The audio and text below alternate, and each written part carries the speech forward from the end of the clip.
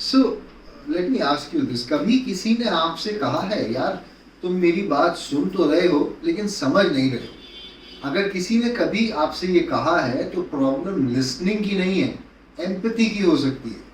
और इंटरेस्टिंग बात ये है, हम सबको लगता है कि हम एम्पैथेटिक हैं, लेकिन रिसर्च और रियल लाइफ दोनों कुछ और ही कहते हैं।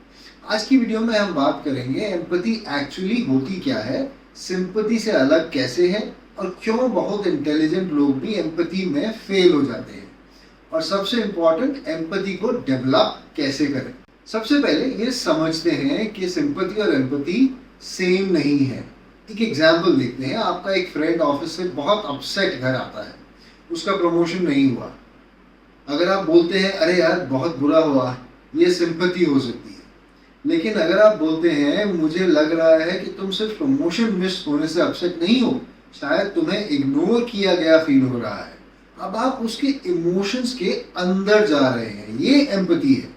डिफरेंस बहुत सिंपल है। सिंपैथी कहती है मुझे तुम्हारे लिए बुरा लग रहा है, एम्पैथी कहती है मैं समझने की कोशिश कर रहा हूं कि तुम क्या फील कर रहे हो।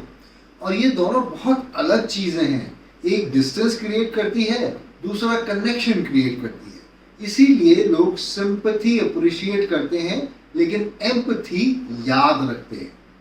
बहुत लोगों को ये पता नहीं होता कि एम्पैथी भी दो तरह की होती है।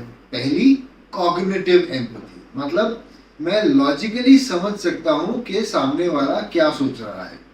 एग्जाम्पल, मैनेजर समझ गया कि एम्प्लॉय प्रेशर में है, ये अंडरस्टैंडिंग है, लेकिन जरूरी नहीं कि उन्होंने वो प्रेशर भी फील किया हो। और दूसरा इमोशनल एम्पैथी, इसमें आप सामने वाले के इमोशंस को जेन्युइनली एक्सपीरियंस करते हैं। उसका पेन, उसका एक्साइटमेंट, उसका फियर आप कनेक्ट कर पाते हो। लेकिन यहाँ भी एक डेंजर है। इमोशनल एम्पैथी बहुत ज्यादा हो जाए तो आप खुद इमोशनली एग्जॉस्ट हो सकते हो। इसलिए बेस्ट लीडर्स दोनों का बैलेंस रखते हैं, समझते भी हैं और इमोशनली स्टेबल भी रहते हैं। अब देखते हैं कि एम्पैथी इतनी डिफिकल्ट क्यों होती है। सच बताऊं, एम्पैथी डिफिकल्ट इसलिए नहीं है कि हम बुरे लोग हैं, डिफिकल्ट इसलिए है क्योंकि हम अपनी स्टोरी में इतने बिजी हो जाते हैं कि दूसरे की स्टोरी के लिए जगह ही नहीं बचती। कोई बोल रहा है और हम सोच रहे हैं कि इसका जवाब क्या दूं, मेरे साथ भी तो ऐसा हुआ था। ये गलत सोच रहा है, इसको एडवाइस देनी चाहिए, और इसी बीच हम सामने वाले को सुनना ही बंद कर देते हैं। एम्पैथी की सबसे बड़ी एनिमी जजमेंट नहीं है, सेल्फ फोकस है। जब तक अटेंशन खुद पर रहेगी, कनेक्शन दूसरे के साथ बनेगा ही नहीं। तो फिर एम्पैथी डेवलप कैसे करें? मैं आपको एक सिंपल 4 स्टेप फ्रेमवर्क देता हूं। स्टेप 1, क्यूरियस बनिए, जज मत कीजिए। हर बार अपने आप से पूछिए इसके बिहेवियर के पीछे रीजन क्या हो सकता है। स्टेप 2, इमोशंस आइडेंटिफाई कीजिए। सिर्फ वर्ड्स मत सुनिए, इमोशन सुनिए। क्या ये इंसान फ्रस्ट्रेटेड है, कंफ्यूज्ड है, एम्बैरेस्ड है, इग्नोर्ड फील कर रहा है? इमोशंस आइडेंटिफाई करना एम्पैथी का आधा काम हो जाता है। और स्टेप 3, रिफ्लेक्ट बैक। आप कह सकते हो मुझे लग रहा है तुम्हें अनफेयर ट्रीट किया गया फील हो रहा है, या शायद तुम इसी बात से सबसे ज्यादा हर्ट हो।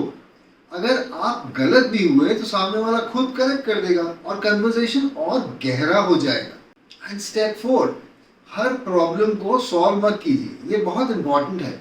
हर इंसान सॉल्यूशन नहीं चाहता, कभी कभी वो सिर्फ चाहता है कि कोई उसे जेन्युइनली समझे। लीडर्स, पेरेंट्स, स्पाउसेस, सबसे कॉमन मिस्टेक यही है, लिसनिंग से पहले सॉल्यूशन, जबकि होना चाहिए एम्पैथी के बाद सॉल्यूशन। मैं आपसे एक छोटा सा सवाल पूछना चाहता हूँ।